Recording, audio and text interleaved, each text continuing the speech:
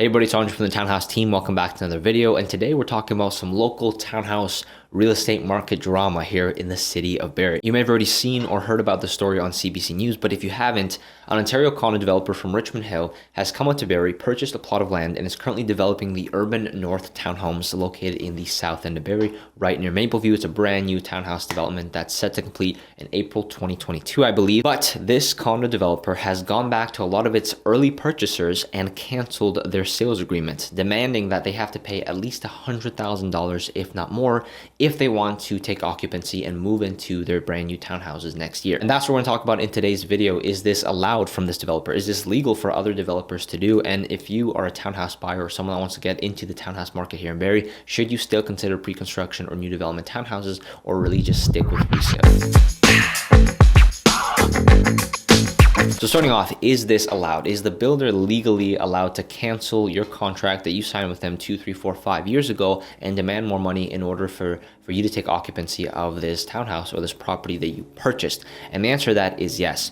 And the reason for that is because resale and new development or pre-construction are two very different transaction processes. Resale is managed by the Ontario Real Estate Association. We have standardized forms, and overall the whole process is much simpler. You have a seller, they want to move, they buy something, they move, you have those 7 documents that you sign, and you come in and take the property on closing day. When it comes to pre-construction or new development, there's a lot more factors that come into play. You have the finishes you have to choose, there's customizations, and overall what you're signing now and the deposit that you're putting down, it's not a guaranteed, there's no guaranteed set date for when that might be built, or essentially what other factors might come into play. As we saw this year, there was a price surge in the development materials and the building materials needed. So that's a factor that we're going to talk about in a second. But overall, there's two very different processes. And for those not familiar with it, these developers essentially have their own team of lawyers that come up and draft up these agreements. It's not a standard agreement of purchase and sale, and oftentimes there's no real estate agent involved, especially right now. If you go into any new development office, I not guarantee you, but there's a really good chance that the salesperson that's helping you with this agreement probably isn't licensed. They're doing something different, and you might have one licensed real estate agent that kind of knows everything running the sales office, but for the majority of the time, it's a totally different paperwork process, which is developed by lawyers.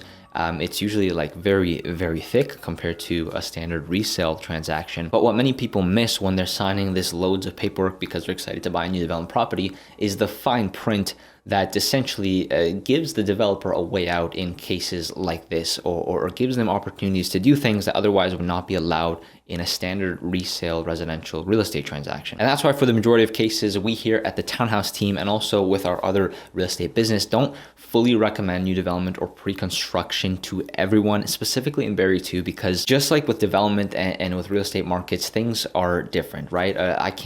I can't call myself an expert in the townhouse market in Toronto, and someone that comes here can't call himself an expert or know anything about it, because there's just a lot of different factors for it. And when it comes down to building and development, you might think that, hey, if I can build a house in Toronto, that I can build a house anywhere. That's not even the case. We have another development that was canceled, the Residence at 5 Points. It was supposed to be one of the biggest condo developments in Barrie, the tallest. It also got canceled. And all the people that bought into that in 2018 put their deposits down, put 5-6 figure deposits down.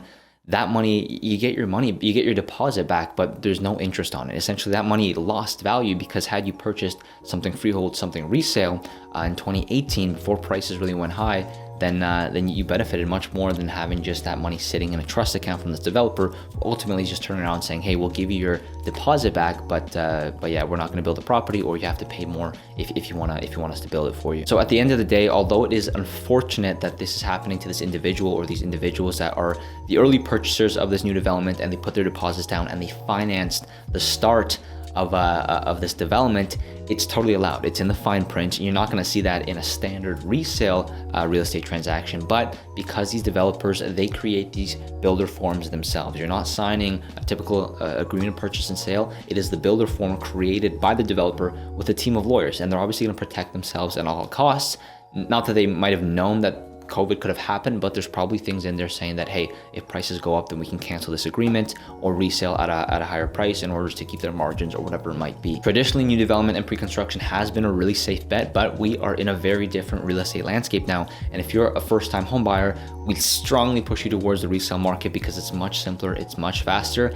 And if you do want to get into pre-construction, or you want a new development, it'd be something to do down the line when you're kind of settled in. Maybe you own your property, you live there, put the deposit down, save save up enough money for it, and then once everything's done and built and you're ready to move in, then you can sell your townhouse and kind of make that shift. But in this situation where this individual put the deposit down, waited 2 years, she's not going to be able to go and buy anything for $515,000 in Barrie unless it's like a 1-bedroom condo, which is really unfortunate because 2 years ago you might have been able to get a townhouse for around that price, if not a little bit more or a little bit less. But obviously the situation changed, and we're probably going to see more of this come up, which is why pre-construction new development is going to become a little bit riskier in a sense where there's no guarantee on when something's going to close, or if the number that you paid is going to be the final number overall, as you do have it in an agreement of purchase and sale. But that's just something to keep in mind if you want to get into the townhouse market in Barrie, or generally in any real estate market sector. So that's a quick summary of the local townhouse market drama here in Barrie. Let me know your thoughts down below. Do you think it's allowed? Do you think there should be